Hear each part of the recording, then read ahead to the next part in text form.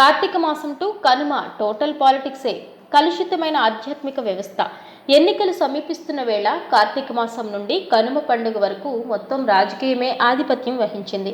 ఏ కార్యక్రమం చూసినా రాజకీయాలు కనిపించాయి.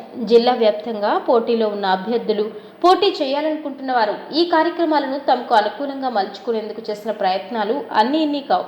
అయితే ఆధ్యాత్మిక ముసుగులో కార్యక్రమాలు నిర్వహించే వారు కూడా తామేమీ తక్కువ కాదంటున్నారు. దీనితో ఎంతో పవిత్రంగా ఆధ్యాత్మిక చింతనతో ఆర్తితో తిరగాల్సిన అయ్యప్ప పడిపూజలు సైతం నేతల హడావిడులతో, స్వామి కంటే నేతలతో తీసుకునే సెల్ఫీలతోనే ఎక్కువ సమయం గడిపేయడం కనిపించింది.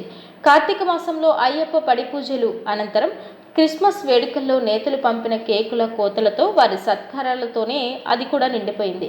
మధ్య మధ్యలో దర్గాల వద్ద వేడుకలలో అయితే నేతలు ఒక్కసారిగా పఠాన్ల, ఖాన్ల అవతారం ఎత్తి మైనారిటీల దృష్టిని ఆకర్షించేందుకు చేసిన పోటాపోటీ పోరాటాలు ఇన్ని కావు.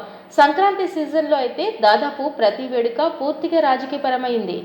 భారీగా హాజరయ్యే జన సమీకరణ ముందు తమ హవా చాటాలని నేతలు పోటీ పడ్డారు.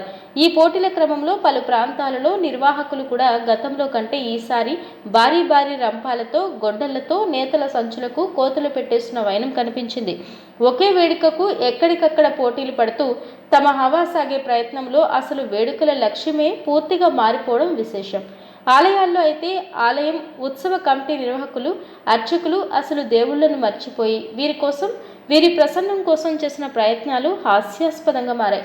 వసూలు చేసిన చందాలకు న్యాయం చేయాలనే భావనతో నిర్వాహకులు కూడా ఒక నేతకు మరొక నేతకు క్లాష్ లేకుండా ఒకరు వెళ్ళిన తర్వాత మరొకరు వచ్చేలా జాగ్రత్తలు పడ్డారు. టీవీ షోలలో జడ్జిల మాదిరిగా ప్రతి ఒక్కరికి సూపర్ మార్కులు కేటాయించారు. సామాన్య భక్తులు ఇబ్బందులు పక్కన పెడితే సంక్రాంతి ఉత్సవాలు నేతల కోసమేనా అన్నట్లు కనిపించాయి.